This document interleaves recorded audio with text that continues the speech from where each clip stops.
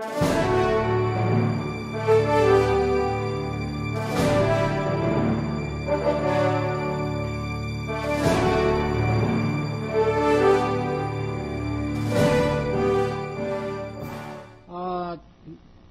original document itself, only for those who have approved access, only those can. Yes, we narrowed it down to around 12 individuals. Yes.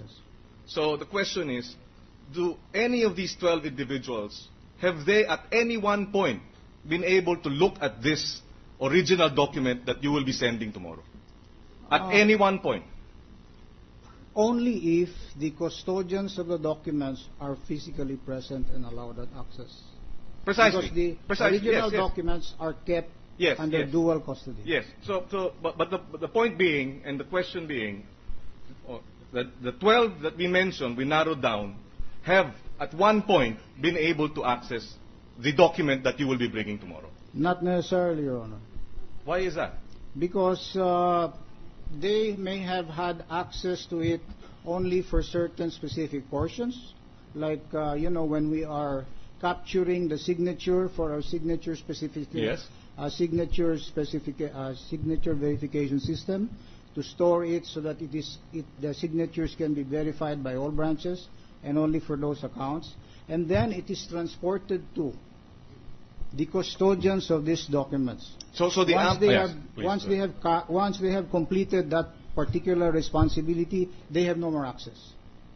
But they had access. They had access. So it's specific areas. Only specific areas or specific processes, so much so, and specific times.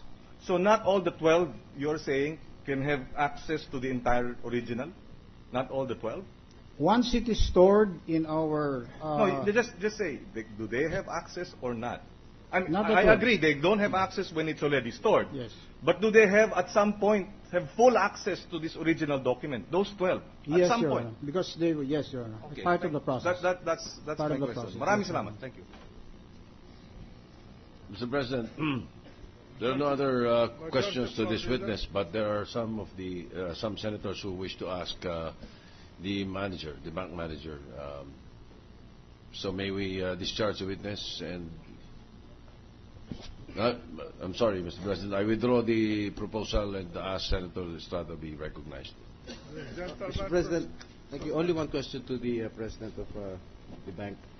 When you learned upon this alleged leakage of these documents, did you investigate? Were you able to investigate? It was extremely, we investigated, but we had extreme difficulty because, for example, Your Honor, when we received the TROs, there were no documents attached. So we cannot even have anything to compare against. Mm-hmm. So that's why I hope you would appreciate the difficulty that we have been going through responding to questions about so-called documents and asking us to confirm or deny when those documents were not even provided to us in the TRO. Okay, thank you. On another point, Mr. President, if I may. Sorry, in the subpoena, Your Honor, in the various subpoenas that were given to us. All right. On another point, Mr. President, if I may. Kanina po, nung wala po ako rito, ay nakita ko po sa TV na tumayo po si Congressman Tupas at binanggit po ang aking pangalan na sinangkot ko pa raw yung kanyang ama at yung kanyang mga kapatid. Unang-una, Ginoong Tupas, Congressman Tupas, ay wala po akong balak na siraan, dungisan, o yurakan ang pangalan ng inyong pamilya. Katunayan nga po ay kilala ko po ang inyong ama at nakapunta na rin po ako sa bahay niyo nung araw sa Iloilo at kilala ko rin po ang inyong kapatid na mayor ng isang bayan sa lalawigan ng Iloilo. At katunayan nga, nakapagbigay pa nga ako ng project para sa kapatid mo rin sa kanyang bayan pinaglilingkuran. Ngunit ang gusto ko lang po patanayan, sapagkat sinabi po ni Ginang Annabel Chongson na hindi raw ito po ang kauna-unahan niyang beses na nakita kayo rito sa impeachment court, at ikaw rin naman ay sinasabi mo, ito rin ang kauna-unahan yung pagkakataon na nakita nyo si Miss Annabel Chongson dito sa loob ng impeachment court. Ngunit sa aking pananaw, ay iba po ang aking pananaw sapagkat political ally po ang pamilya ni Annabel Benaflor Chongson at yung pamilya ni Congressman Tupas. Ang gusto ko lang pong patunayan dito ay pagkakaroon ng malapit na relasyon ng pamilya ni Annabel Benaflor Chongson at yung pamilya ni Congressman Tupas. At sa aking pananaw, sana po ay respetuhin niyo po ang aking sinabi na hindi po ako naniniwala na hindi po kayo magkakilala. Sana po respetuhin niyo ang aking opinion. Gayon din, na nirespeto ko po ang inyong sinabi rito na hindi niyo kilala si Miss Annabel Benaflor Chongson. Hayaan niyo na po. I do not want to argue with you. Let the people judge kung talaga magkakilala kayong dalawa. Who knows? It might be the bank manager who leaked out the documents to you. Hindi natin po alam. I am not in the position to answer that. Let the people judge. Thank you, Mr. President. Mr. President, please. Now, the Yeah. gentleman, the chief of the Paras. Thank you. Thank you, Mr. President. Hindi ko po, gusto ko lang po ilagay sa record na hindi ko question yung motibo ng ating kagalang-galang na senador sa San Juan. In fact, talagang malaki rin po ang respeto natin sa kanya.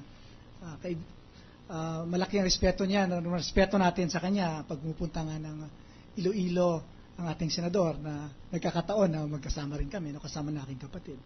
Pero tumayo lang ho ako dito kanina kasi nabanggit lang yung pangalan, hindi lang yung aking ama, yung kapatid ko, pati ng asawa ko.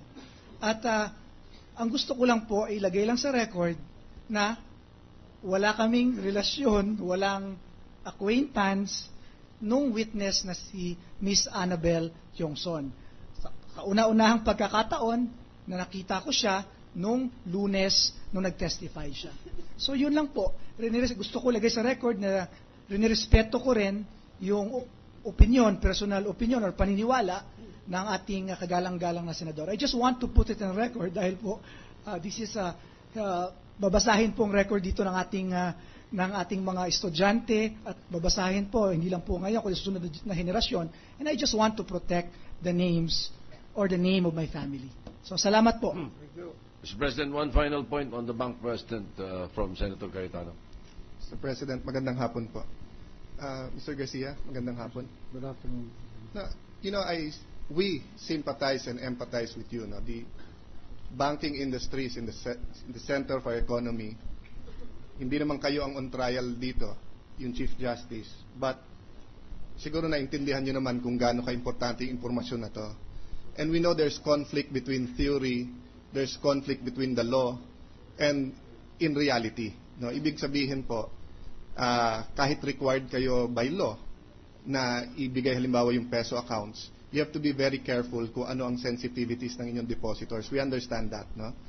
Pwede kami magsalita dito na hindi aalis yan or whatever, but you know that better than us. No? I'd just like to ask you, ano ba ang pagkaintindi nyo sa 1405? No? Dun sa exception na pagka-impeachment court, do you think that you need in your belief or your opinion of the law, kailangan nyo pa ng subpoena or ng order bago nyo ilabas tungkol sa peso accounts? Yes, Your Honor, that is our understanding. Okay, because I'd like to bring to your attention, in the journal of January 2, 2000 and December 22, 2000, Clarissa Ocampo came here to the Senate and gave testimony, and she did not have a subpoena. And I'll not go, I only have a limited time. No? When they were asked, sabi niya, tinanong niya sa external counsel nila. At since sinabi ng external counsel na pwede dahil impeachment case, ibinigay nilang to.